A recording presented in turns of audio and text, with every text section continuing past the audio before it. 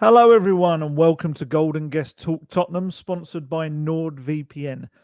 This has probably weirded you out already, the fact that it's me, Alasdair Gold, doing this intro and not Rob Guest, who normally starts off the show. But Guesty, I could just say that he's so overexcited about what happened with Richarlison at the weekend and the incredible impact he made that he just needed 2 weeks off or so to recover. But that's not the case. It was already a pre-scheduled holiday. So stepping into the breach is Lee Wilmot, the boss of football.london and big Spurs fan, as those on YouTube will be able to see in the background with various Spurs shirts hanging off the wall behind him. How you doing, Lee? I'm very well, thank you. Very well, yes. I can semi-adequately step in for Guesty in enjoying Richarlison's work. I'm a big fan of his, and I think he's got Guesty. Both. Yes, very much a big fan of Guesty. Hope you're listening in, Guesty.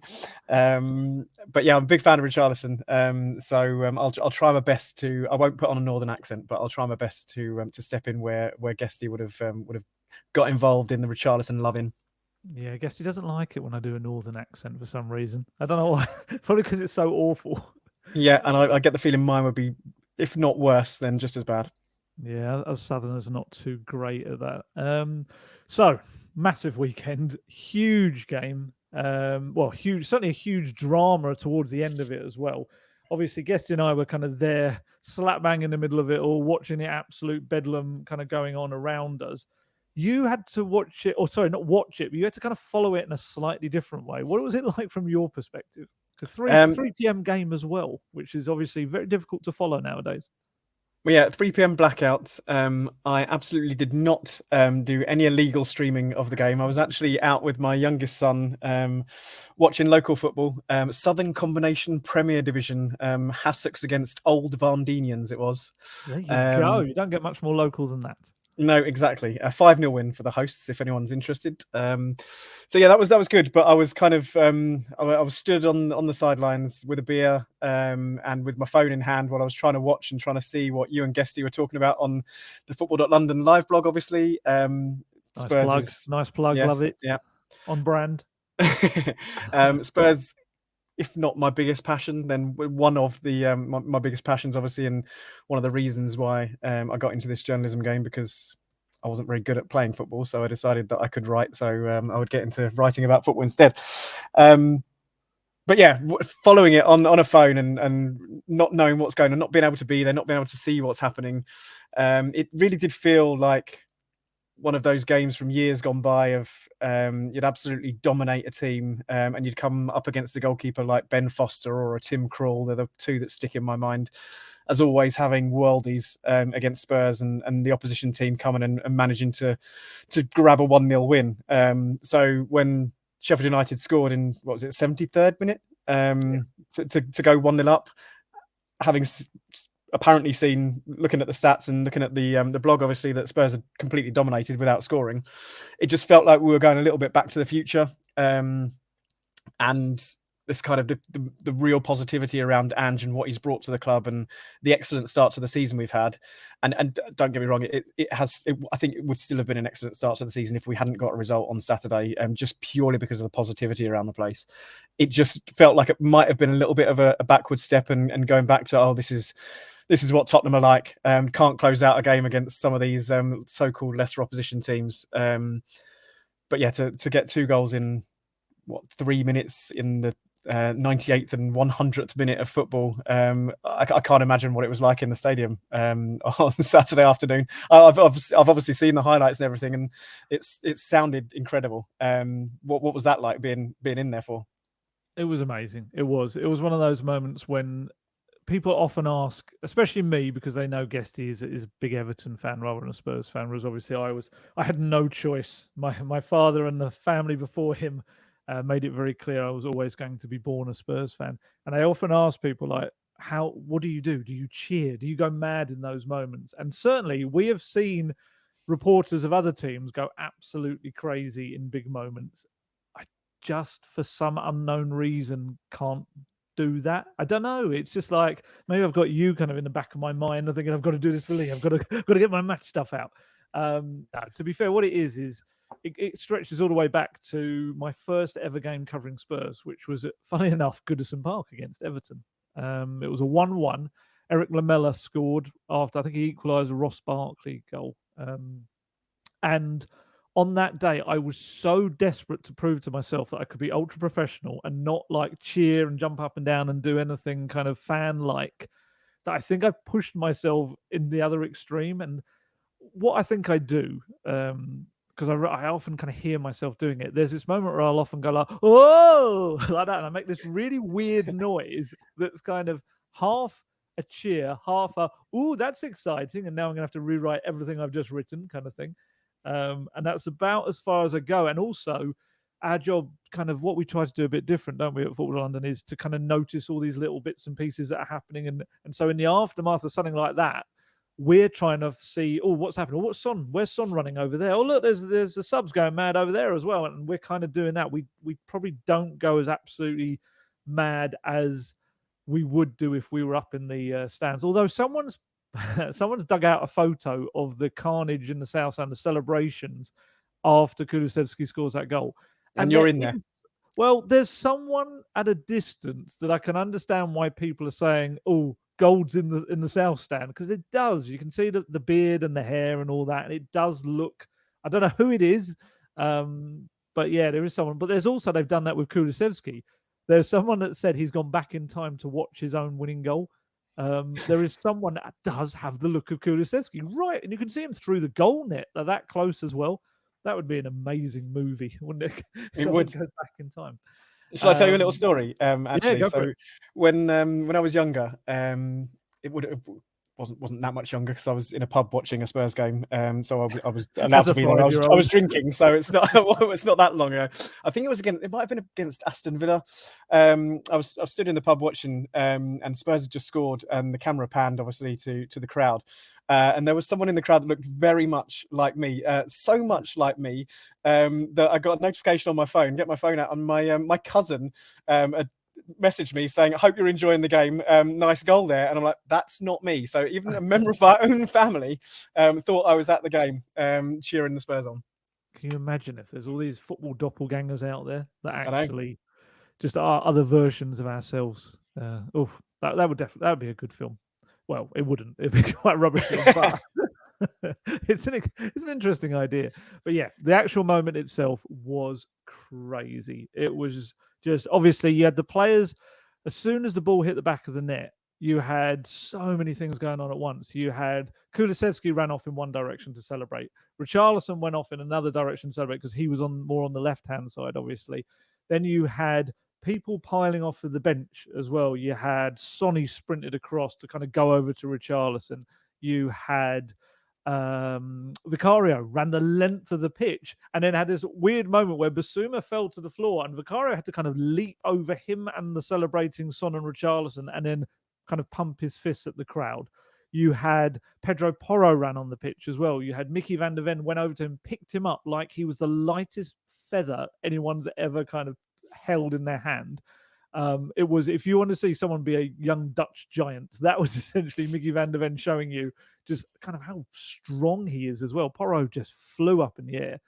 And then he turned and roared at the crowd as well. You had the whole people that weren't even involved. You had Valise and Brian Hill smashing like the hoarding back and forth with their hands. You had Bentancur holding a drink of that Mate stuff, trying to celebrate while not trying to spill it. It was very South American. And you had Lo Celso next to him also going mad. You had Ashley Phillips bellowing. The whole coaching staff poured off the bench as well. Chris Davies, the assistant manager, kind of grabbed Postecoglou at one point, and Postecoglou did one of those little pats on the shoulder as if to say, "Yeah, okay, mate, I don't do that." That's great, though. He was so calm. And he does it throughout the game. There were so many times during the game you see the coaching staff having a moan about stuff, and Postecoglou's just standing there looking at him like, "Don't worry about it," kind of thing. And I think, I didn't notice this, that people were telling me apparently when people like Maddison or other players were going down to the ground, he was telling them to get up. He does not like, he just wants to see football. It's so cool. It's such a cool way of seeing the game. We're used to, how do we put this? Antics. Passionate managers on the touchline. Should we call them passionate? some might say extrovert, some might say performing. And you've just got Big Ange. I think one of his quotes to, I think it might have been Radio London, maybe. He said after the game, it's just like watching a movie. I just want to sit and watch it or stand and watch it. That's it. I don't want to kind of, if I watched a great scene in a movie, I wouldn't jump up and run around the room celebrating kind of thing. And it's just like, it's such a different way of looking at it. And I love it. But yeah, honestly, it was chaos. And I haven't even mentioned the fans. The fans were amazing. And it's interesting, kind of what you were saying as well about the idea that it would have been a step back. And that's true, because it would have been very cliched Tottenham of the past, having shots galore and then conceding a goal late on. But actually, in the stadium, the fans stayed with them.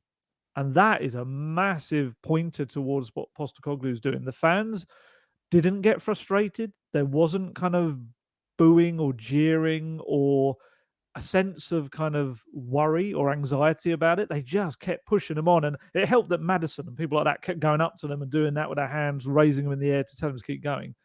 And then, yeah, you end up with that amazing moment. It all paid off for them in the end. And yeah, brilliant. Brilliant for Kulusevski, who needed it, and brilliant for Richarlison.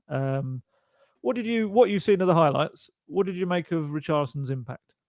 What it's just incredible, isn't it? For someone that's supposedly devoid of confidence and has had such a difficult week. He's obviously been pictured in tears on the Brazil bench, not quite working out for him. He's only scored one Premier League goal since joining the club for £60 million, and there's even an Arsenal fan in our office who still claims that he it shouldn't have been awarded that goal against Liverpool.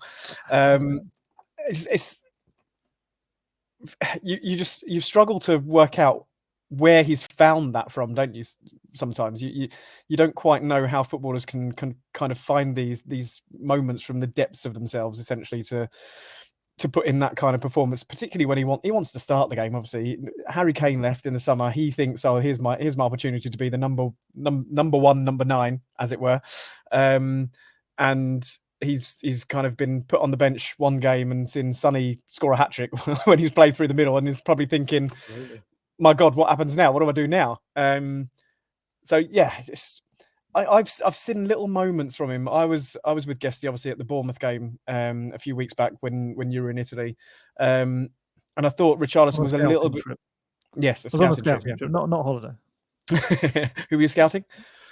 That would have been anyone at Torino, probably. There was a Torino defender, wasn't there? Who was it was Per Schurz, wasn't it? Schurz, that's it. Yeah, we'll say it was him. Yeah, okay.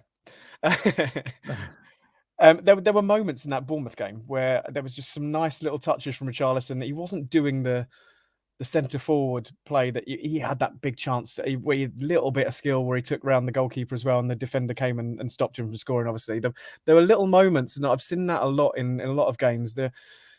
There are just, and they are. It's unfortunate they are only moments, and he needs a bit more than that. And hopefully now, that was 2 very big moments on Saturday, and hopefully he can kickstart his Tottenham career, and we can really see the best of him, because he's been brilliant at Watford. He's been brilliant at a poor Everton team. Sorry, Guesty.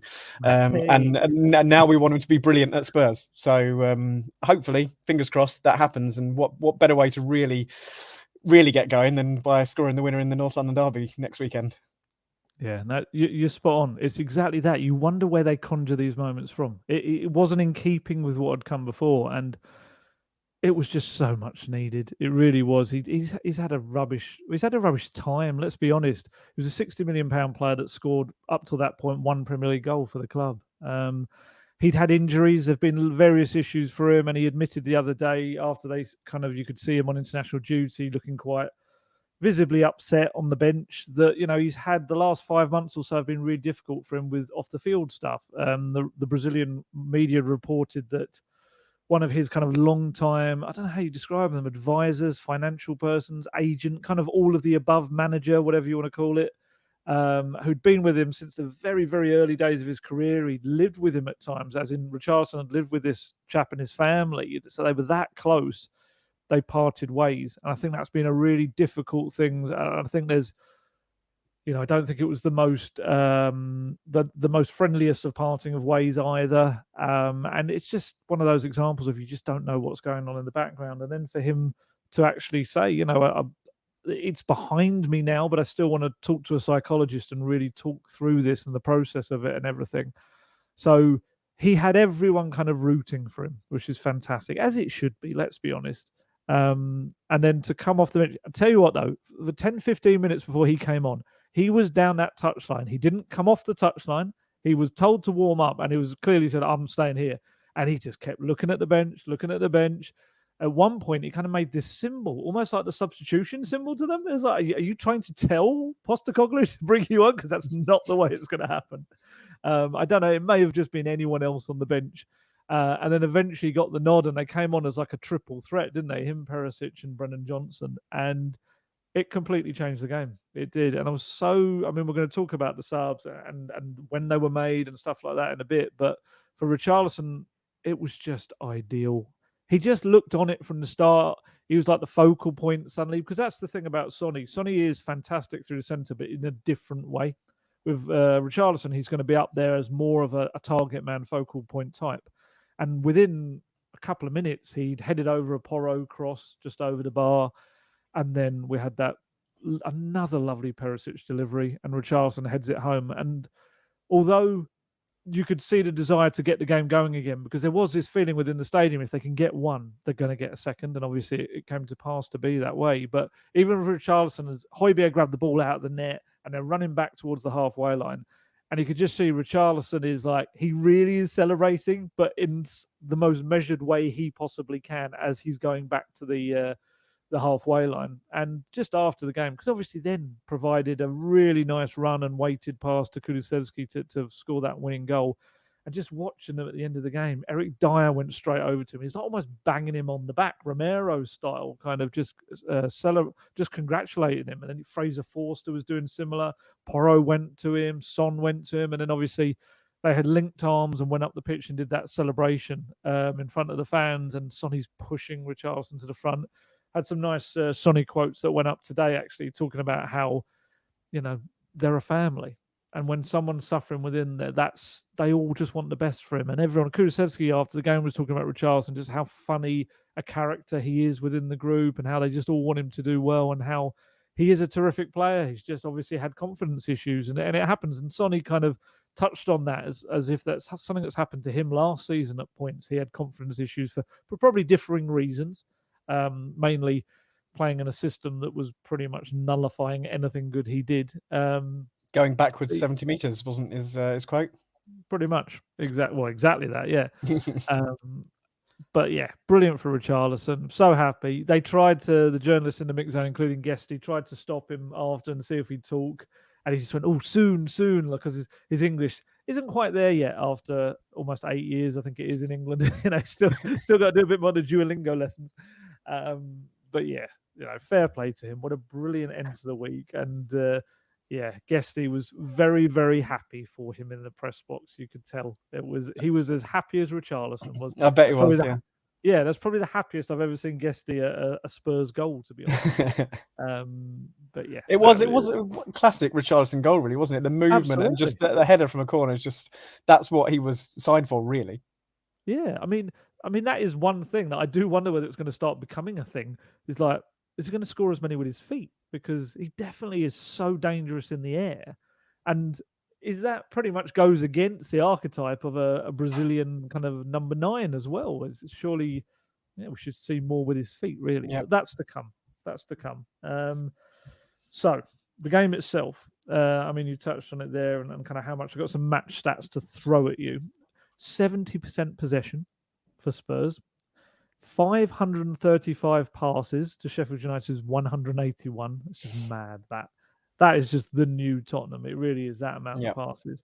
28 shots at goal to Sheffield United's 7, 10 efforts on target to their 5, and they forced the Blades into 35 clearances, 9 blocks, and 8 saves. It's just a different kind of Tottenham Hotspur nowadays, isn't it? It's strange, actually, you mentioned those, because it's not if I can't watch a match, if I can't see a match, if I'm out or this, that, and the other, I'll always have a look at the commentary and what's going on and see if we've had chances, this, that, and the other. I very rarely go and look at stats like that for possession and shots and that, but I think it's just the way that we're playing now, the way that Ange has changed things.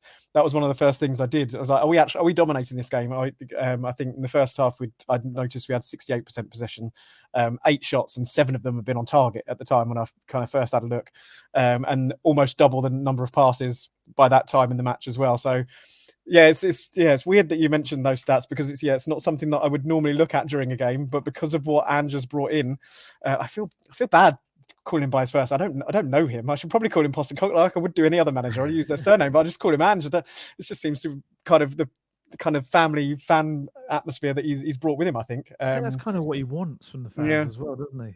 He wants that connection. But yeah, it's just what he's brought in and the way he wants to play football has made me kind of look for those little details as well. And it really is. It's a whole change from what we've been used to in the last 3 or 4 years, and it's great to see. It is more numbers to throw at you as well. So the Spurs have now scored 2 or more goals in all 5 of their Premier League games under Postecoglou, and that's something only 4 other managers in the Premier League have managed in their first 5 games.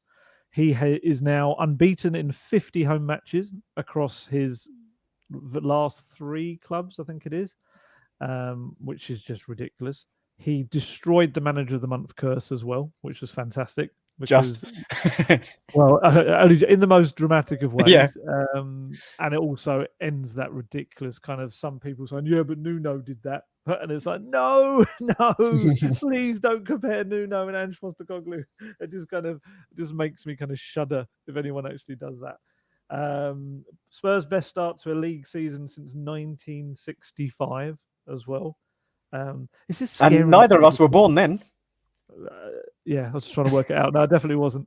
No, by a long way as well. I'm very unfortunately just a child of the 70s. I got 4 months of the 70s, and honestly, I'm such an 80s kid as well. Yeah, me too. I wasn't born with like flares on or anything. But yeah, it's just incredible and incredibly enjoyable.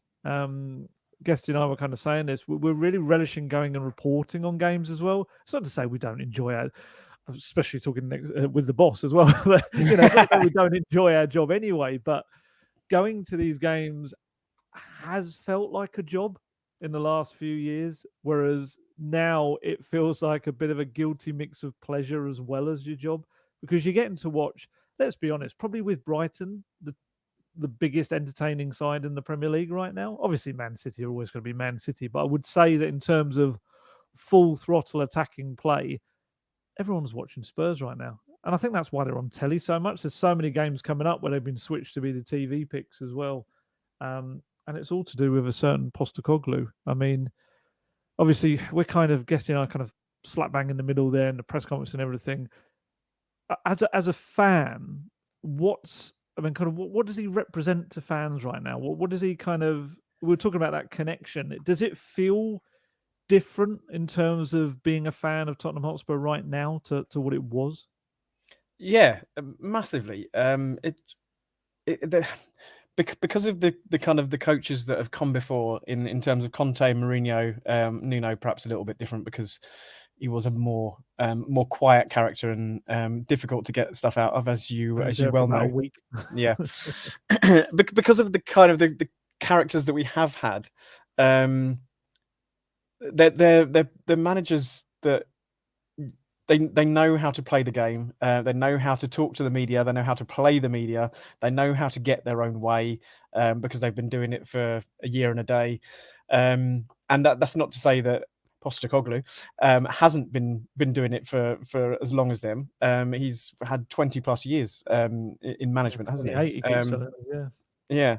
It just he's straight talking. You just kind of believe what he says. He's not gonna say something for the sake of it. And yes, he's come out with some of these lovely sound bites, particularly like about his honeymoon before the game, obviously.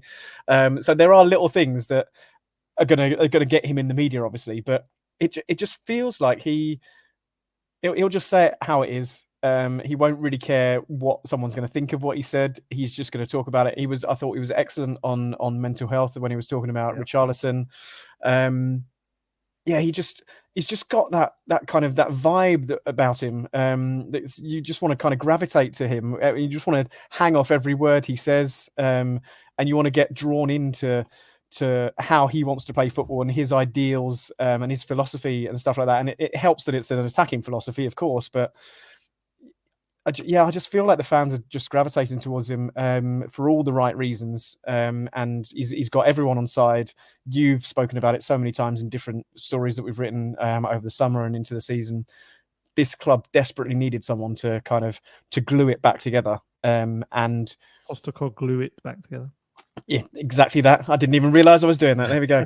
And he's done that. And it helps that we've won 4 of the first 5 games. Things could change with a few bad results, but I don't think so. I think the fans are behind him, and I think any level-headed Tottenham fan would have told you at the start of the season, this is a get to know you season sort of thing. We'll see where we are at the end of this season, and then be ambitious after that. I didn't think anyone would have expected to be challenging to top 2, 3. I think everyone would have been delighted for 5th place, because that's where Champions League comes in this year. Obviously, 5th place would be great. Anything above and beyond that would just be amazing. And the way we've started, you wouldn't put it past the club continuing it for the rest of the season. Obviously, everyone would love to see it. You would, but yeah, I can't. Yes, I've gone off on a tangent a little bit there. But yeah,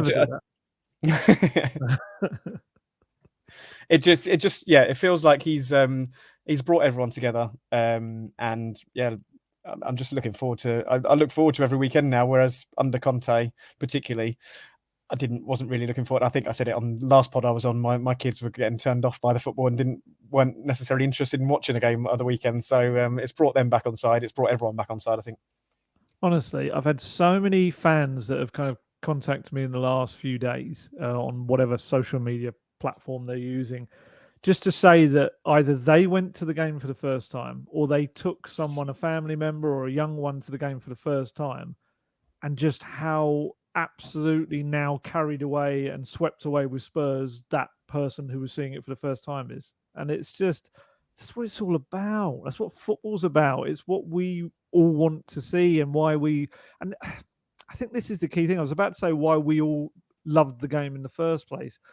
And that's exactly what Postecoglou's about. That's what he brings. His whole ethos of management is creating a style of football that he and his dad would have wanted to watch on TV back in Australia in the middle of the night. They used to stay up and watch the games, whether it be, I don't know, the Dutch team in the 1974 World Cup, or whether it was English football, the old Leeds United side and things like that, and or Liverpool back in the day as well. And Spurs, of course, Spurs back in the day, and when they were really kind of in their pomp under Bill Nick, and trying to think, he's not old enough for Arthur Rowe. No, he's definitely not. He's definitely not old enough for Arthur Rowe. You're putting years on Ange. This podcast absolutely slating him age-wise for that. You'll get a mate next week in the press conference. I got a few in the last one, and a chicken coop, so it's fine. It's fine. I love his variety of mates. You can tell some of them are meant very friendly, and some of them just got a little edge to them of what a stupid thing to say to other mates. But yeah, he kind of creates this football that is what he would have wanted to watch, and what would make his dad proud now.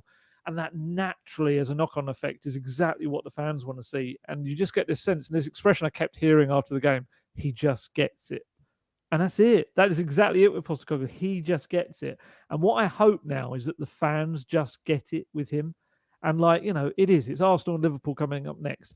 If for some reason they don't get positive results from those 2 games, I hope that after these 2 matches, the Spurs fans still go, oh yeah, but it's Postecoglou and we're in the right direction. I hope that's the case. I hope there's not the suddenly reaction, silly way that we as media and fans can get with the game nowadays. I do wonder whether it was like that before social media. That's a whole other thing. That's an old man kind of way of looking at it. But yeah, he just gets it. And you're talking there about Conte and Mourinho, and Conte was constantly giving everyone a reality check, constantly telling the Spurs fans that, I have to be realistic. You have to be realistic. We can't just I think his expression, I might even have the quotes here somewhere, something like,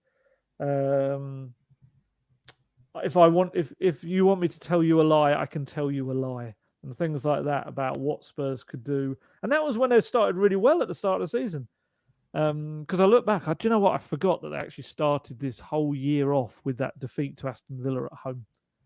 2-0 defeat to Aston Villa. And that was after that game. He was like, don't ask me for things I can't promise you. To give you dreams in a moment, you have to be realistic about the situation you face. Last season, we made a miracle in finishing fourth. It brings things into perspective, though, doesn't it? That you've got a manager like that saying that, and now you've got Ange Postecoglou, who's got arguably a worse side without Harry Kane in it than Conte had, and he's just proving those quotes completely wrong. If you've got a manager who's willing to look at the players and work with the players he's got and work on his philosophy with them, then you can make good things happen. Absolutely. And it just seems like, I mean, we kind of felt it at the time when Conte was saying that. To begin with, we were like, okay, that's the narrative you're going down. And I think the more it went on and the football just got worse and worse and worse, the more we just started to kind of bite back a bit and be like, but it happened under Pochettino. They were top 4 for 4 years in a row, top 3 for 3 of those years, second for one of those years. How is it a miracle if Spurs were to ever get top 4?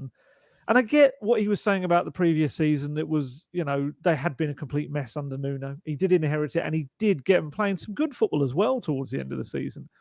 But this idea that for a little old Tottenham, it's such a huge deal. And I never really took to that. And I just love the way that Postecoglou went in completely opposite direction after the game.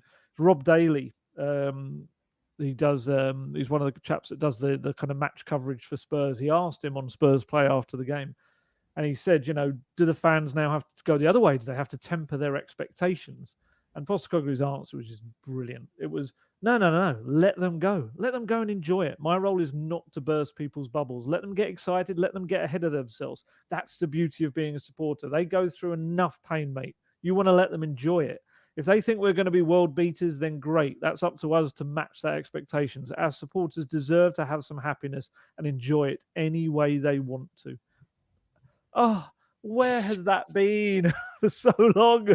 Because Spurs fans have suffered. They haven't suffered to degrees of some of the teams battling relegation, all this, but they've had a lot of frustration. They've had a lot of kind of near misses, and they've had a lot of what could have been. And I just felt to have someone come in and just understand that. And also, I love that line about, just essentially, if they think we're going to be world beaters, that's up to us to match that expectation. It's not saying, oh, no, be realistic, you lot. To dare is to do. No, don't be silly. we don't dare. We don't do. We just, to dare is to be realistic or something. It's just so... it's such a nicer way of looking at football, and it's the kind of way that I think we all fans need to dream. Even as you were just saying that there about this first season being just one where we get to know Ange and a nice season, I won't lie. Back in my head, I'm thinking, I reckon I could get 5th. That's what I'm thinking. I'm thinking I could get in the Champions League here with 3 weeks, no midweek matches, and him being able to train this side every week for the next game. I'm thinking, why not 5th? And that may be me running away with myself, and it's very early days. But there's no harm in that. Wouldn't you rather, isn't it better for a fan base to be positive about their team rather than being realistic? Absolutely. We've been realistic for long enough, really. Pessimistic more than anything for a number of years. But I don't see why we can't finish 5th this season, really, from what I've seen so far. Man City are like Thanos. They're inevitable, aren't they, really? You're saying Pep Guardiola just clicks his fingers? Yeah, it feels like that, doesn't it? After the final whistle went in the Arsenal game yesterday, I've got an Arsenal supporting mate who messaged me saying, "Oh, title decider next weekend in the North London derby then," and I just replied, "Well, second place decider probably." Yeah. Can I just point out how great it was to have a conversation about something Marvel related there? He would have just looked at me with confusion and a little bit of disgust. What are you talking about? Don't know. No idea. Just Is he as still we're at the half, go on. No, go on. You I was finish just your going to point. say, is he still talking about the Archers? But there we go. This strikes me as something that Guesty would listen to. Yeah, Guesty is a man who he doesn't do much TV. He doesn't do much movies. He's a man that lives a simple, happy life, just enjoying the world. And Watching as Richarlison wherever he can. watching Richarlison everywhere he goes.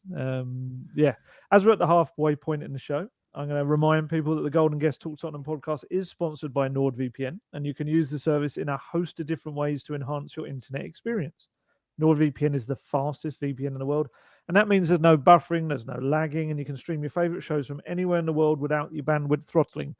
It's something that people will know that I've used for years before Nord came on board to sponsor the show. It's such an incredibly useful kind of service for all your devices, whether it be your phone, your tablets, your laptops, whatever, because you can just go abroad and you can set your phone to being or your device back to being home in the UK. And that means you can access all the things that you pay for and should be able to watch wherever you go. But for some daft reason, there are restrictions that stop you doing that when you enter different countries. And it works in other ways. You can access stuff from other countries by setting your location on your device to being there. And also security wise, it can kind of really help against people that those nasty types that try and take stuff off of your devices if you're using, let's say, a public Wi-Fi. And not only that, but the outlay on a NordVPN subscription is cheaper for you in the long run. And that's because you could be purchasing streaming services or bookings from another country at a much cheaper rate. So, for example, you could maybe book flights from other countries, and that could be much cheaper too than doing it from the UK. So it means that you're paying out for Nord, but you're actually saving money overall. There's a whole host of other benefits from signing up to NordVPN, so why not give it a go? You can grab your exclusive NordVPN deal by going to nordvpn.com/goldguest to get a huge discount off your NordVPN plan plus 4 additional months for free. It's completely risk-free with Nord's 30-day money-back guarantee. So back to the game. What I was going to say to you about, I was going to ask you, another contentious point was the refereeing. Sheffield United boss, Heckingbottom, said afterwards, he had a bit of a rant about the... it was a strange rant. It was almost, to paraphrase enormously, we wanted to time waste. That was part of our plan. They didn't let us. They added it on the end. How dare they? I didn't get it. And do you know what? I really want to give a lot of credit to Sheffield United because I thought they played really well. They were very organised. And you can see how they're going to be a very difficult team, I think, for other sides to break down this season in the way they play. And they've got a threat up front. They've got a threat from long throws and free kicks and corners and all kinds of set pieces. But I just felt they were almost the kind of architects of their own downfall because it's been quite clear, this change in regulations, that we're going to get another 90 minutes played after matches. So, I mean, what did you think of that? It just seemed a bit odd. Yeah, very, very odd. And it's hard not to think of it as sour grapes, isn't it? Sometimes when you've got a manager coming out like that, and he tried to temper it by saying, "Oh, I was saying this when it was 0-0, and this as well." It's the thing that he kind of focused on. It feels like I'm going to go into a bit of a rant of my own here now. The thing that he focused on was, if we set up from a goal kick and Spurs set up to try and counteract that, then we've got a kind of plan to go a different way with our goal kick. Okay, and then what if Spurs then react to that? And then how long does this waiting to take a goal kick last? Because half an hour. Because you change the way you want to take it, and then Spurs react, and then you change again, and then Spurs react again. You could stand there for ages, and I don't understand. Really don't understand. Like, it's just like you said. We want to time waste, but you're not allowing us to time waste. And why are you adding time on at the end? It doesn't make any sense to me whatsoever. I don't understand it. It's, as you said, everyone's been told what these rules are going to be like this year. They're clamping down on time wasting. They're going to add on as much as they can for when the ball's out of play, when it's not on the pitch. We all want to see more football. I can't quite remember, but it was getting to the point, wasn't it, where a 90-minute match and the ball was only going to in play for something like 60-something minutes, wasn't it, in most Premier League games? Much, yeah. I think someone said 57 at one point. It's like, it's ridiculously low. It's crazy. We all want to see football being played. We all want to see goals, and it certainly helped Spurs with two goals in injury time on Saturday. That's why they've put these rules in place. You just have to deal with it, essentially. Yeah. Well, I kind of get his point with the McBurney red card, because we don't know what McBurney said. We're only going on what Heckingbottom has said and what McBurney said afterwards. I only said I was having my shirt pulled. It looked like he said a little bit more than that, to be honest. But maybe slightly more strongly as well. Yeah. The whole. If I was going to have complaints with the referee and the officials, it was kind of, it was more the other decisions. It was maybe that red card, maybe that was harsh. And there was a moment when James Maddison, he kind of came across because I think it was a ball that should have maybe been a corner and wasn't given as a corner, I think it was. And he came over to the referee and he slumped on the floor with his hands on his head, and the referee booked him. I remember seeing your tweet. Honestly, some of the people replying, no, he gave him like a bit of abuse. No, he didn't. He did that after. He did it after, because he looked at it in the referee and it was almost like, oh, you're mocking me. And he gave him a yellow card. And then Maddison got up and went like, but it's ridiculous, blah, blah, blah, and whatever. And then actually fell to his knees again. And I'm thinking, oh, God, don't get yourself the first player ever in the history of the game to get 2 yellow cards for falling on the floor with your hands on your head. Although maybe someone has when I'm kind of faking an injury. I don't know. But it was just, there was some strange, and there was the Maddison again involved potential penalty claim. I personally thought it would have been harsh had it been given. Then there was the moment where Fotheringham handled the ball outside his box. A lot of people calling for a red card. I actually felt the yellow card was right on that one, because it was right out in the corner. It wasn't like he was stopping a kind of a goal scoring opportunity. There would have, people would have got back. It wasn't quite that kind of thing. It's different if you're doing it slap bang in front of your penalty area as the attacker's trying to race through. So yeah, I didn't really have any qualms with that. And I would say, Fotheringham himself, I think he was the architect of a lot of their own problems because of the amount of time it was taking him to take those kicks.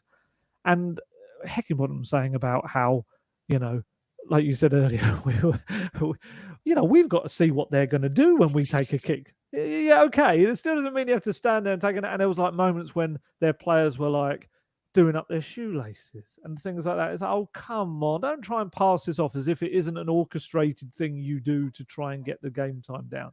And that's fine. If you do it, just take responsibility for it. That's what you do. But obviously have the knowledge that now the rules are changing, that they're going to add that on the end. And teams will be galvanized when they're 1-0 down against you, and they will see 12 minutes come up on the clock. And honestly, the entire stadium went mad at that moment. Yeah. And that almost more than the substitutions just enthused everyone and like was a bit of adrenaline shot to everyone. So in a way, and look, what happened to Fotheringham afterwards, the racist tribute was absolutely disgusting. Both clubs have come out, condemned it. It's still no part of me will ever understand why people want to do that. I do people kind of put up these excuses about, oh, it's the emotion of it, it's the heat of this, it's blah, blah. No, it's not. No, it's not. If you're going to do that, it's in you to do that. And it's ridiculous. It's disgusting and it shouldn't happen. Absolutely shouldn't happen. I mean, I could do a whole podcast on how absolutely disgusting that was. But Can I just play devil's advocate as well with in terms of Sheffield United and what Heckingbottom was saying? There's been a lot of talk on Spurs discipline so far this season, and before Saturday there was that crazy stat, wasn't there, that Mickey van der Ven and Christian Romero hadn't conceded a foul in the first 4 games in the season, which is just remarkable for Romero particularly. And you do wonder, like, Spurs had 11 yellow cards in the first 4 games of the season, and then there were 6 against Sheffield United, and Sheffield United had 6 themselves. And I'm not saying it's Sheffield United's fault, but I do wonder if there was just that. I wasn't there, obviously. If it was that kind of game and it was the way that Sheffield United were playing that kind of brought that out of Spurs a little bit, when they've been very disciplined and only had 2 or 3 yellow cards in games before that, and then there's suddenly 6 against Sheffield United, and then a manager complains, "Oh, I don't like this, I don't like that" about the referee. that's just me playing devil's advocate. I don't know. Yeah, I mean, it didn't feel like that kind of game. It didn't feel like a kind of a niggly kind of game where people are frustrated and launching into challenges like that. There was just the odd one that was a little bit late. I mean, the one he also had a bit of was annoyed about was Van der Ven going in on Fotheringham, and apparently I still haven't seen that. Yeah, I personally think that he's going for it at the same time, but it is a little bit mistimed in terms of I've kind of said he's going at the same time and then said he's mistimed, which doesn't really make much sense. What I mean is that the intention, I think, is there to try and get the ball before Fotheringham, but just the way he does it isn't as quickly as Fotheringham just collects the ball, and he does kind of catch him. And I personally didn't think it was a red card kind of moment that they seemed to be almost looking for.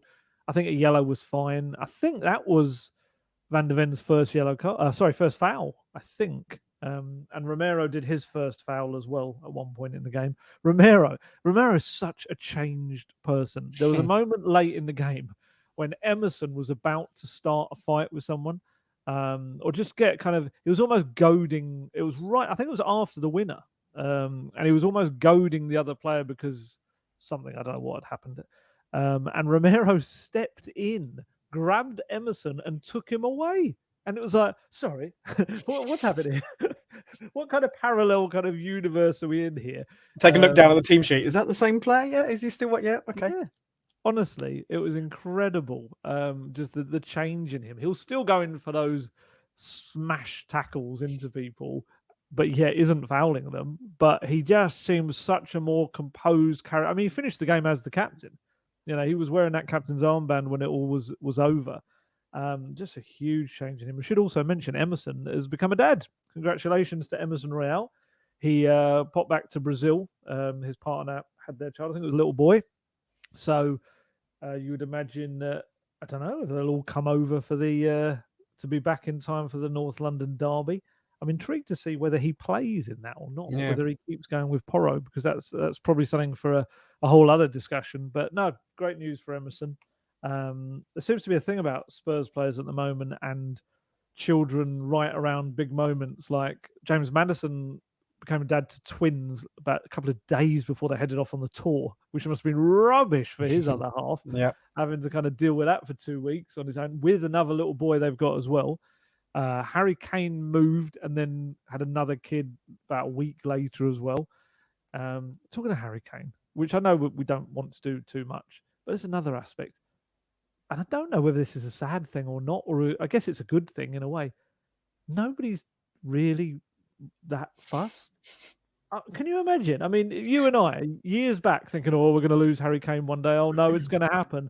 Could you have envisaged losing probably the best, certainly one of the best players the club's ever had, its all-time top goal scorer? No one's really that bothered now. I know, it's crazy, isn't it? It really is. Like for all the kind of everything that went on over the summer, will he or won't he? And you could have asked 99% of fans, and they would have said, no, we don't want him to go. We need him. If Spurs are going to be successful, we need a Harry Kane in the team, and I would have been one of them. He would be amazing in this team. We should stress that as well. Yeah, of course, yeah. But yeah, how the team is playing without that player in there is just mind-boggling. Really, it really is. It's you do have to think, oh, yeah, he's not here anymore. The kind of as you said, probably the best player in the club's history is not here for the first time in 10, 12 years, something like that. Was it even that long? Was it 12? Yeah, I think it is. I think it's certainly something like 11 seasons, wasn't it? Yeah. At the club. It's just the whole. It's part of the ethos and part of what Postecoglou's brought, as we've already said. Everyone's buying into the way he wants to play football, and you kind of Harry's gone, and was preparing for it for weeks, months before he knew it was going to happen. So he prepared the team. Not that he showed it in the preseason matches with Harry being part of the starting 11 in most of the preseason games, but he was prepared for it, and you're seeing the work that's been put in on the training pitch come to fruition because of that. Yeah, and I think it's the old cliche of sometimes when you take a star player out of a team, the collective becomes stronger because everyone then shares the load and responsibility, and that has a natural knock-on effect of they feel a bit more valued because what they're doing is a greater kind of part of the whole. And it also does help when you've got a player who's like James Maddison, who's absolutely incredible, comes in absolutely just desperate to. It almost feels like he's kind of fallen in love with Spurs as well, the way he's gone about it. I know he came out with that quote saying he just could see himself in a Spurs shirt. I mean, what have you made of Madders so far? I'm not going to say anything more than what's already been said on social media and in the press about him. He's incredible, really, isn't he? I always knew he was. Oh, you've gone dark there. Just went dark for a second there. Yeah, it does that for some reason. He's been a revelation, but I think everyone knew how good he was. Everyone knew that he shouldn't have been in a struggling Leicester team. He's better than that, and we saw that in the years before Leicester, when Leicester weren't struggling, as it were. He just knits everything together. He always wants the ball. He always wants to be involved. He's got that kind of effervescent personality. You can see it in the videos that appear on YouTube, the social media bits and pieces that he does. He's arrogant, but in the right way. He knows he's good and he knows what he can do. Confident. That's probably a better word than arrogant. Yeah, sorry, I shouldn't say that, James. He's very confident in his own abilities, and rightly so. And he thrives off that. He uses that to his advantage.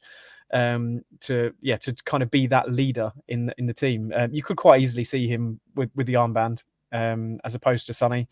And as you've talked about Romero, obviously, who's had the armband on Saturday. But yeah, it's just been a breath of fresh air. If he hadn't been there and we'd lost Harry, it might have been a little bit different, I suppose. But it does feel like he's kind of taken on the mantle of, okay, I'll be the main man. I'm quite happy to be that guy because he's got that about him. Yeah, it's the captaincy aspect is so interesting because after it was announced that Sonny would be captain, the vice captains would be Romero and Maddison. I asked a few people, various people that used to be connected with the club, within the club, outside the club, and the general consensus was like, what? It was like a really kind of, well, Sonny's not captain material, even though he was for his country, or is for his country. And, Maddison's a bit of a lad, that's probably not good. He's not got a captain material. And there's Romero, Romero's got to concentrate on himself kind of thing. And I just love the fact that it's actually been proved to be a masterstroke on all three of them.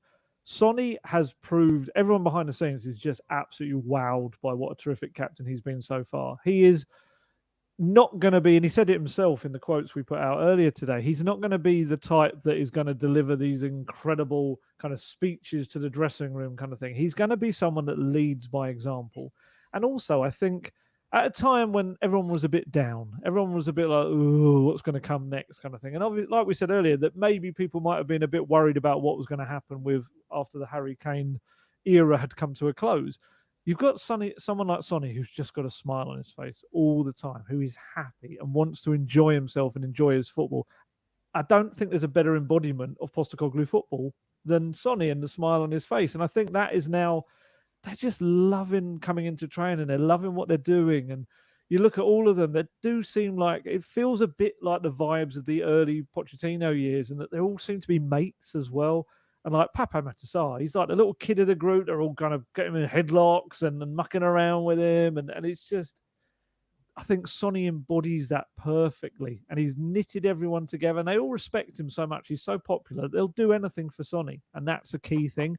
And then you say, you got Maddison as well. Maddison is at that, Postecoglou said this, he's at the perfect stage of his career where he needs to take on more responsibility. And he's loving being given that at Spurs. And like I said earlier, whipping up the crowd and all this sort of stuff. He feels like he's at this right point. I mean, I love the fact that it's kind of, Spurs fans used to always kind of slightly dislike him because there were the Gareth Bale tweets when he was like so young, he was like a teenager, wasn't he? And some of the things. And I think he's just come into the club with the mentality of, no, I'm going to show you what I can be for you. I can be not only a player, but a real kind of figurehead, someone that you can get behind. I feel like he's almost like, in certain ways, not always, but maybe like the next Gaza, someone that they can just have in that midfield that is could genuinely be one of the most talented midfielders in the Premier League, and is already proving to be, player of the month. We haven't even seen a free kick yet, like a proper Maddison free kick. Exactly. I mean, signing of the season for me of any club so far, I think, especially with that price tag. And then, like I said earlier with Romero, it's very clever, giving him that responsibility to stop him just in a little moment where he might have gone wild in a tackle or something. Just for that moment, think, oh yeah, I'm one of the captains. I really need to set an example here. It's so clever with each of the three players. And you can seeing it working within the team setup. And you're seeing Basuma, who Postecoglou has gone up on the first day and just pulled him aside and said, do you know what? Looking at you with these young players and the way you're inspiring them and leading them, do that for the team. Go out there, be one of the leaders. You're at 27 years old, who he is now. You can go out there and be a leader. You might not be one of the captains, but you're going to be a leader. And then on top of that, you've got Perisic and Højbjerg coming off the bench and showing incredible, experience at the end of games. I just love this aspect of it's a very young team, but there's also a very interesting, new, fresh leadership group around it. I know what I was going to ask you. I don't know how much you saw in the highlights. Brennan Johnson, what did you get to see of his little cameo? Not a lot on the highlights, unfortunately. I would have liked to have seen a little bit more. Did you see the disallowed goal? I have seen the disallowed goal, yes. Did it remind you of anyone? Did it remind you? He put me on the spot there. Did it remind me of anyone? I can tell you who I think it reminded me of if you can't think of something. Yeah, go on. A young midfielder that used to burst into the box quite a bit. Well, Aaron Lennon, potentially. No, I'd actually say Manor Solomon gives me Aaron Lennon vibes. Okay. He's got that very similar dribbling motion where his hands are slightly up in the air like they're on strings. No, another midfielder who's been in the news recently because of a very brave interview he did. Very brave interview he did. With Gary Neville. Oh. Plays for Everton, but doesn't at the moment. Doesn't play for Everton. No, I know. Everyone's listening going, oh, look at this idiot. He doesn't know what's going on. Plays for Everton. Rhymes with Melly Nally. Oh, Dele Alli, of course. I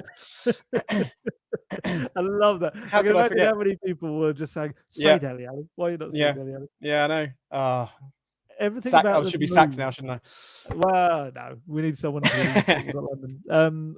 The move itself, Basuma's lovely raking crossfield pass. Brennan Johnson just absolutely picking this wonderful moment to get him behind the defence. Not only that, but the beautiful first touch and then finish almost in the one move. It felt just very Dele-like to me. It was very much, he sat foddering him down, didn't he? Just waited. Yeah. Waited until the goalkeeper was on the floor. I was like, I'll put this in the roof of the net now. Yeah, it was very good. I will criticise him. He should have been looking along the line better. He shouldn't have gone that early. But pace, yeah, exactly. But yeah, I'm excited to see what he can bring to the team. It's just another outlet, really, isn't it? But particularly when we've struggled to score a goal against Sheffield United, to have another option to bring off the bench, it's just brilliant to have that option. Really, you've got Richarlison and Brennan Johnson you can bring on. That's crazy. It's crazy. I mean, you look at it, you've got Richarlison, Johnson, Perisic, Son, Solomon, Kulusevski, Brian Hill still to come in as well. He's almost back. You've got young Alejo Velez as well, who is now in training after his little injury that kind of stopped him being able to do that. And there's so many options. Yes, there's not really a natural number 9 other than Richarlison has kind of become one. But yeah, there's so many options. I've got high hopes for Johnson. I did predict in the last podcast that he was going to score on his debut. I'm claiming half a point because he did put the ball in the net, but was unfortunately offside. But I still remain so excited about what he can bring late in games, especially with that pace. And I think from the start, he's just a very exciting young player that has got all of the kind of the foundations there that Postecoglou can build upon to make a very, very interesting player.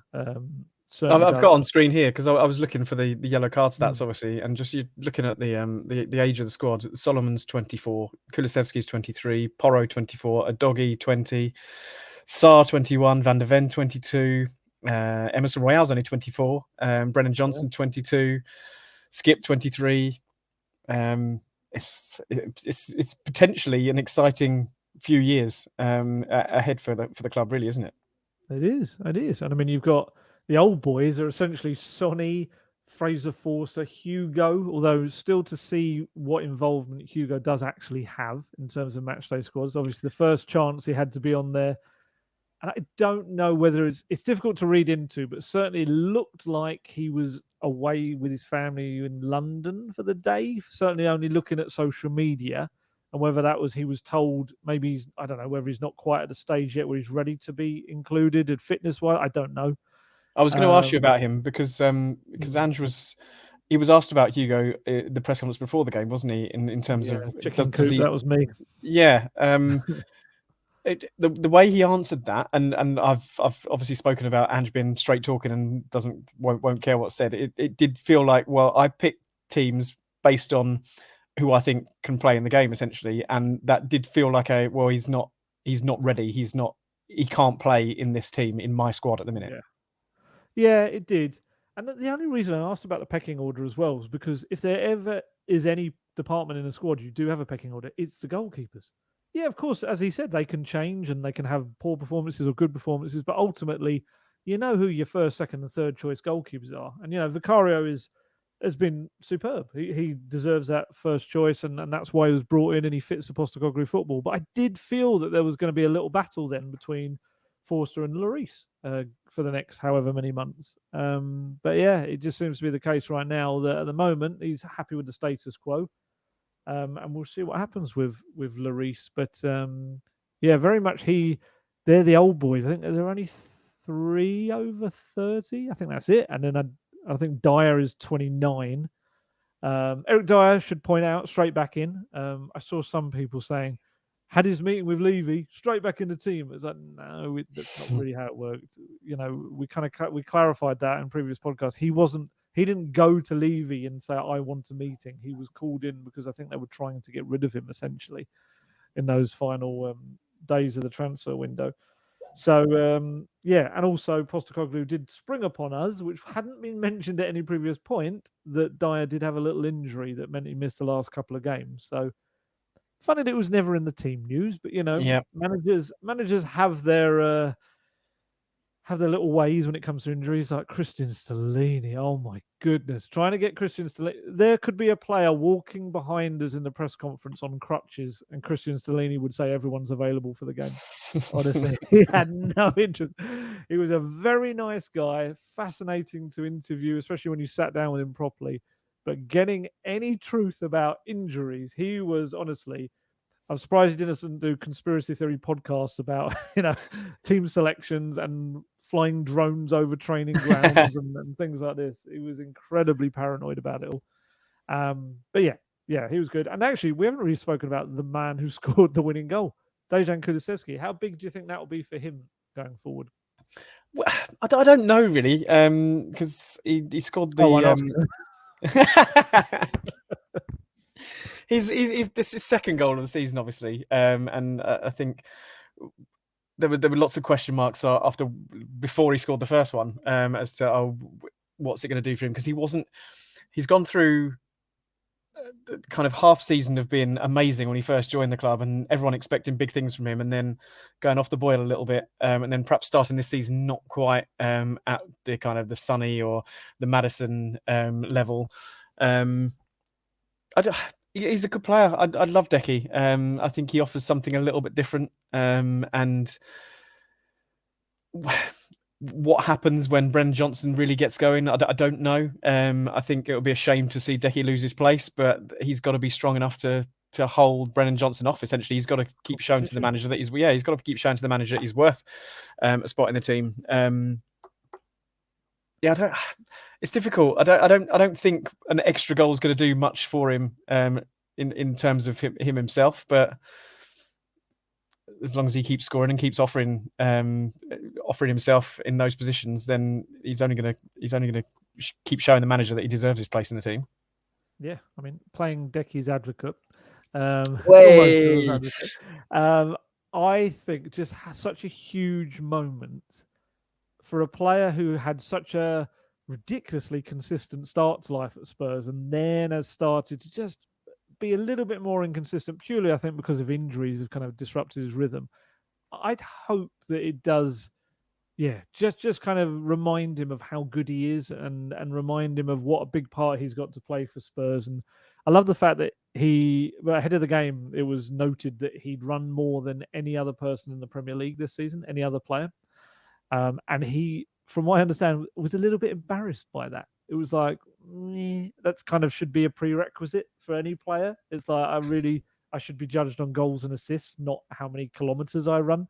And I love that about him. He's good fun to interview because he's very, I guess that's a Scandinavian way of just being very direct, honest, and straight talking. Yeah. And every time I've kind of ever had to ask him questions, you get a really good, insightful answer.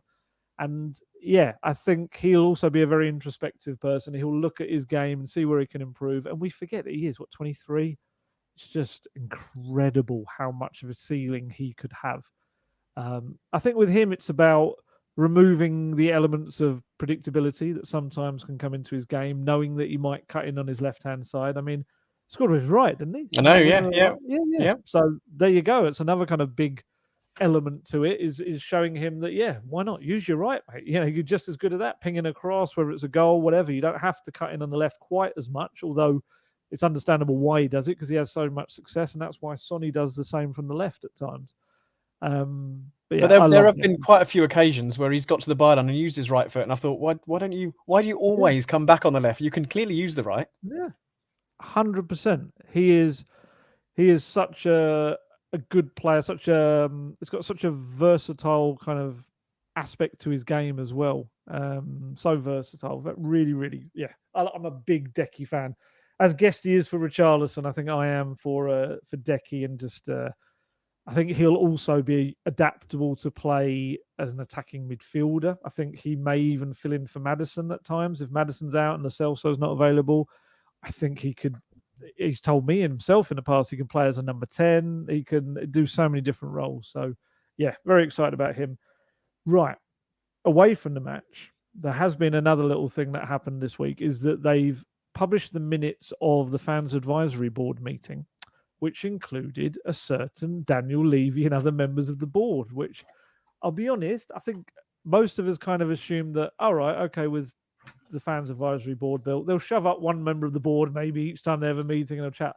I don't think we expected this full everyone. I think every single person was there. It was Daniel Levy, it was Matthew Collicott, who's the finance guy, Todd Klein, who is the chief, I think he's commercial officer. I can't remember his exact title now. I think it is commercial officer. Donna Maria Cullen as well, who's like an executive director and everything.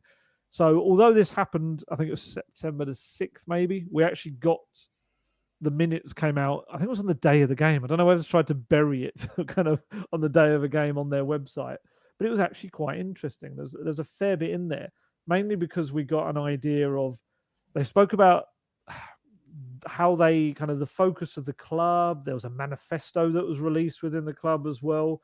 I want to get the exact thing. Daniel Levy outlined the key objective to deliver revenues to fund a sustainable, successful football club consistently competing at the top level. What do you make of that as the club's key objective? I'll repeat it just quickly, just give you a bit more time. To deliver revenues to fund a sustainable, successful football club consistently competing at the top level. Delivering revenues being the operative words right at the very beginning of that sentence there. That's the key. Delivering revenue, which I think it's a really good. I think it's just the wrong way around. If you said the first bit at the start, I think it makes sense. Yeah. But the focus is all, and that's what the fans will always pick up on. The focus first is money. That's where it's always been. It's where it's felt it's always been, rather than on the playing side, which I don't always agree with. I'm not on social media as much, and I don't do as much writing as you do, so people won't know me as being a Levy. What's the word? I can't say a Levy lover, but they won't. No, Levy apologist. Apologist. That's the word I'm looking for. Yeah. They won't know me as being that, but I have always been one of those people. Really, in terms of what he has done for the club overall. I'm sure I'm going to get loads of people hating me now. That's what he's done in. Yes, he's done things wrong. Everyone does it. Everyone makes mistakes. He hasn't been perfect, but the way we've built from being a mediocre Premier League side to one that kind of competes at the highest level of the Premier League, we don't have a divine right to be in the top 4 every season. You have to work for that, and you have to build the infrastructure, you have to build the club, and you have to build the team a bit by bit. You can't do everything. Yes, he has to run it as a business. He has to make money. I've got no real issue with that. He's running a business. As long as we're always going in the right direction, it's a very Harry Kane thing to say, but as long as we're always going in the right direction, I'll always be quite happy. And yes, it's not quite worked in the last few years, but it feels like he's got it right on the playing side of things now. There's always been money to spend. Managers have always had money to spend. I got annoyed when Pochettino didn't have the money to spend when he wanted to have his complete revolution and change everything up. And when he said we need to start again, essentially, I was annoyed he didn't have the money then. But I could kind of understand that there was a ridiculous stadium being built at the time, and perhaps there wasn't money to give him to spend. I think there are always excuses, and I think fans will always look at the excuses a little bit too finitely when it comes to Daniel Levy. But yeah, he's not done everything right. I'm not going to say that he's done everything right, but I have always been an apologist. It's just that from a fan's point of view, it's the fact that he's put money first. The revenue comes at the start of that, and as you said, if you flipped it around and spoken about the revenue after building a team on the pitch that can compete at the highest level, I don't think anyone would have had too much to say. Yeah. Having kind of you and I spoken about Daniel Levy many times, kind of off air and not on these, I wouldn't say I categorise you as a Daniel Levy apologist. I think that's probably sticking you in a category that you probably don't really need to be in. I think you're kind of the same vein as me in that you could definitely see the good things that have been done off the pitch. And I think there's definitely been, off the pitch, Tottenham Hotspur is a completely different kind of beast and animal than it was, back in the days when we were kind of supporting them when we were young. It's more of a worldwide kind of thing. Definitely, I can understand that. However, I do think it's about decision makings at times. I don't think you could argue that in terms of having to compete with the cash-rich clubs that are out there now, that Levy has positioned Spurs probably financially in the best possible way to try to compete with them. I know people mock the things, NFL, Formula One, Gaga's playing at the stadium, what's next? But it's just all part of this thing to try to create revenue for the football club to then plough into the first team and use. So I've never had any issues with those sort of things whatsoever. I think the times when I've had issues maybe is when decisions have been made that are just a bit daft. And the reason I say that is sometimes like, it's no secret. It's what I've said kind of in recent years has been the flip-flopping from an identity to another identity. That's where I've had an issue when he is the main man at the top of this club. He's been very clear, this is the Tottenham DNA. We'll play in this way, play in that way. You bring in a managing director of football whose first point of order is to bring in Nuno Espirito Santo. I'm sorry, that just, makes a mess of everything you're trying to say. And previously before that, you've brought in Jose Mourinho. I can understand the glamour side of Jose Mourinho. Does Jose Mourinho fit the DNA that Daniel Levy is constantly talking about at Tottenham? No, he doesn't. And then Antonio Conte again. So that's 3 in a row. I think you can understand the idea of why he's gone there to each one, or 2 of them anyway. Maybe not. Two of them definitely. Yeah, you can understand why the decision has been made, but you've also got to understand that as a leader, I guess, you've got to stick to this overall ethos of what you're trying to create. And there's also going to be an idea of every time it's gone particularly right, has it gone particularly right because he wasn't able to get his first choices? Pochettino's come in and they wanted Van Gaal first, and there was De Boer was a big candidate as well back then, and then they eventually went for Pochettino. And right now, Nagelsmann, Slot, all of these, and they've come round to Postecoglou, and it's who's actually the best one to begin with? That's kind of where my qualm about it is. And some around him may well say, well, he's been let down by football types around whom have advised him badly. That may be the case, I don't know. But I do think there's always going to be this kind of sense of him with the financial kind of thing first. And I think when you see statements like that, it's to deliver revenues to fund a successful football club consistently competing at the top level. If that had been turned the other way around, it was to deliver a successful football club constantly competing at the top level through revenues that we will find and fund it. That's a totally different sentence, but it's not in a weird way. And I think that's always the case with him. I think people see it as a money thing with him, and they'll see it as bigger players that they maybe could have gone for and then went for, as they'd say, maybe cheaper options, things like that. But the reason I kind of am moving it onto transfers is because in that meeting, we got exact figures for total transfer spend, which was a surprise, to be honest with you, especially when you hear them, because you'll wonder, why? Where did that come from? But apparently, since the stadium opened in 2018-19 season, Spurs have spent 847,442,145 pounds. We got there in the end. My goodness. When you see 9 numbers in front of you, you're kind of forgetting what goes where and what's what. 800 billion. Yeah, exactly. $1 billion. 847 million pounds with a net spend of almost 606 million pounds, which is mad when you think about it. And then kind of even zeroing in this campaign alone, the figures that Matthew Collicott, the finance chap, put out in the meeting said that they've spent 250 or just almost 254 million pounds just this summer. Net. Net is because you got 95.4 back. Obviously, presumably most of that is upfront Kane stuff. The net is 158.4 million. It's one of those where it's a hefty sum and it's a lot more than a lot of clubs would spend. But then you've got mad clubs like Chelsea that will skew that entirely, or Chelsea will spend that on one player. And I think the key thing is getting it right, isn't it? You spend 40 million pounds on James Maddison. It's money well spent, and it's not a lot of money. You spend 100 million pounds on a player that doesn't work. Yeah, it all comes down to how they're on the pitch, really, isn't it? That's it. That's it. When you look at that 847 million pounds that they've spent since 2018, you've got 60 or so on Tongi in there. And you've got various other players that haven't worked out and players that aren't even there anymore. And who knows, Lo Celso may come good eventually, but he is also one that's around 60 when you add it all together, the loans and the permanent side of it.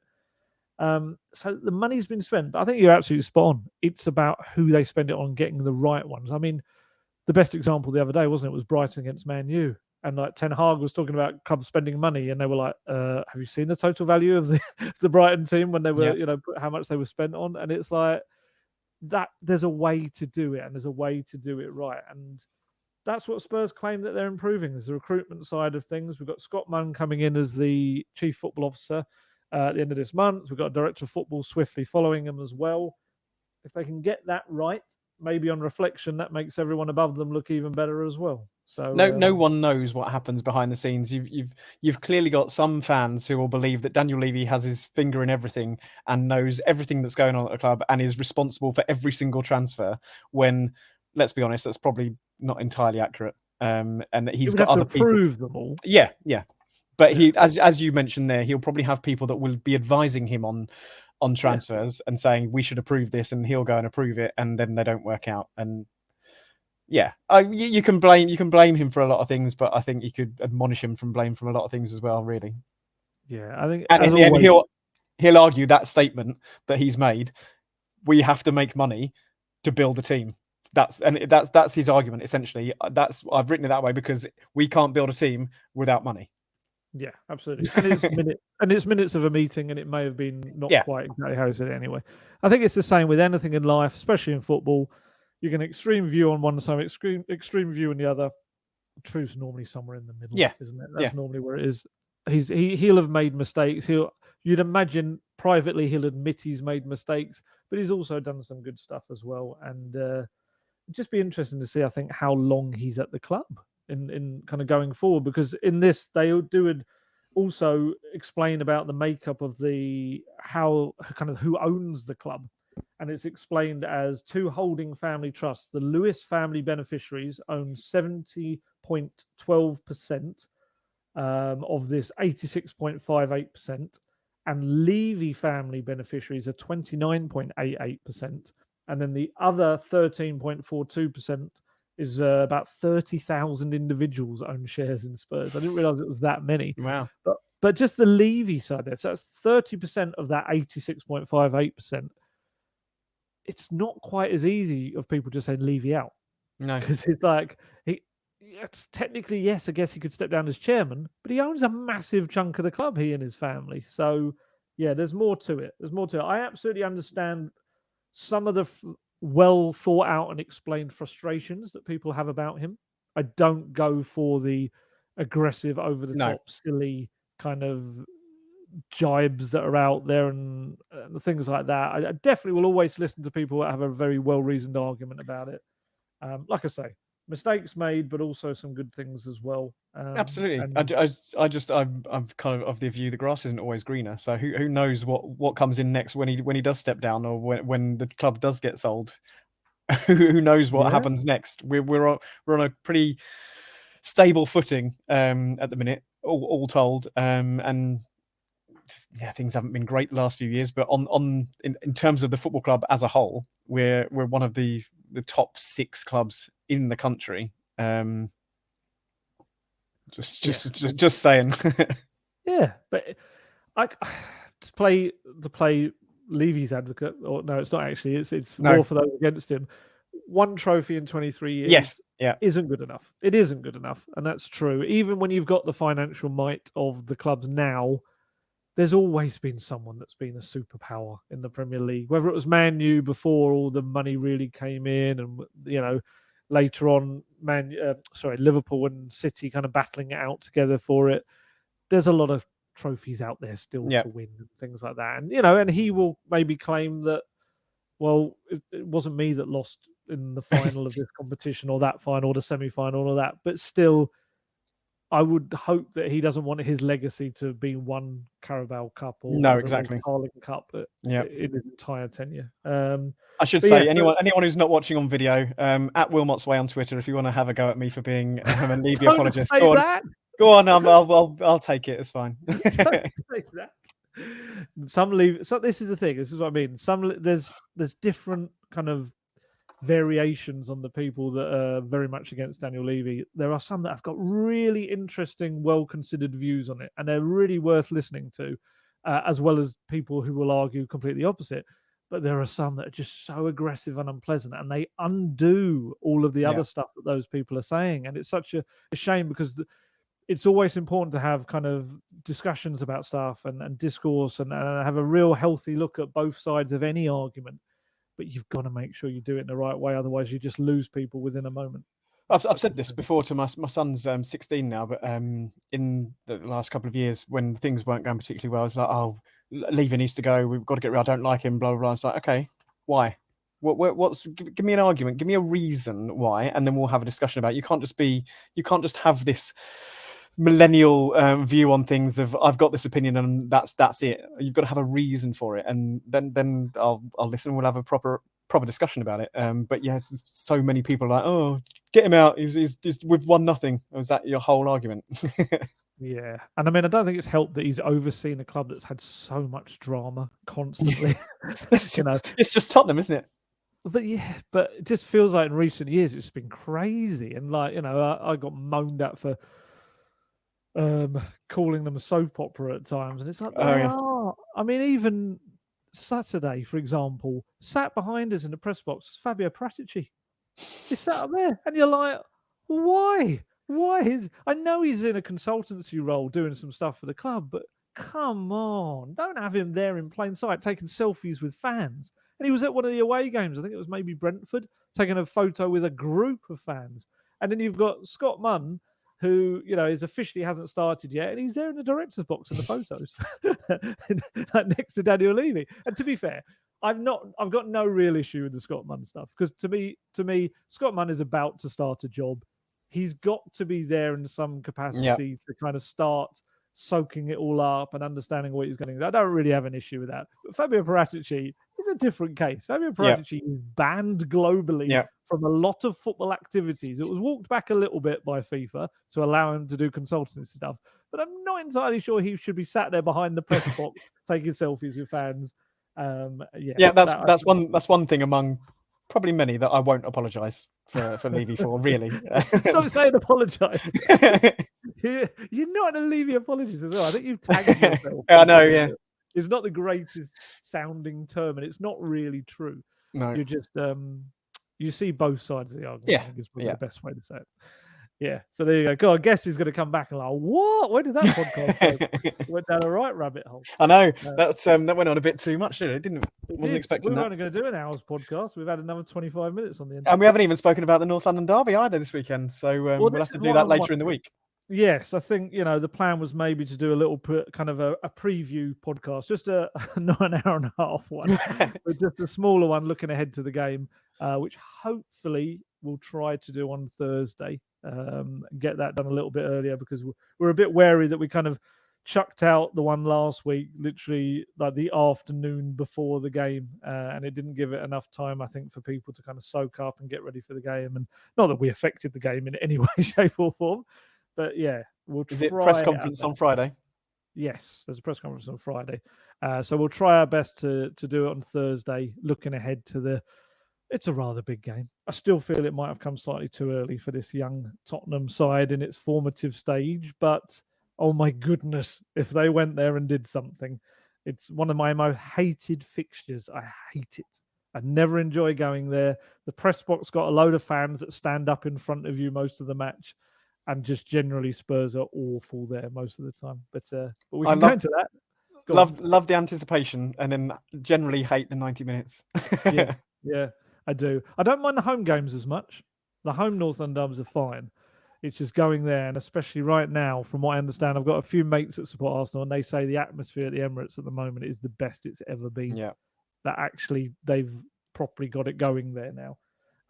But it's the same at Spurs. It feels like there's something building there as well, and that's the way to look at it. So, right, we're going to head off now. Thank you very much, Mr. Wilmot, for filling in for Rob Guest, who will be back. I think it'll probably be you again next week as we dive into the North London derby, and hopefully nice positive one. Hopefully, I'm not just giving you one-word answers after a depressing result on Sunday. Yeah, don't do that. That would no one wants to hear me constantly talking forever. Hopefully, I'm sure there's plenty of people that want to hear you talking forever. No, I've heard about the signings that you have to do when you go on tour. The signing, you sound like making moves. You sound like an Alasdair apologist. And with that, we should probably end. Yes, I think we should. Right. So yes, we're going to head off, and hopefully we'll be back Thursday with a little kind of North London derby special, looking ahead to that and what to expect, what's come in the past, and hopefully a very different kind of performance to the ones that we've previously seen in that game. Because let's be honest, they've gone there and tried to shut up shop, and it hasn't worked. So why not? Postecoglou doesn't do that way, so let's try it a different way and see what happens. Could be 10-9 or 9-10, technically. That would be better. That could be great. So, right, we're going to head off now, and thank you for listening. And just to end on the note that to grab a huge discount off your NordVPN plan, go to nordvpn.com/goldguest. You can receive an extra 4 months for free, and there's no risk with Nord's 30-day money-back guarantee. The link for anyone interested is in the episode description box with this podcast.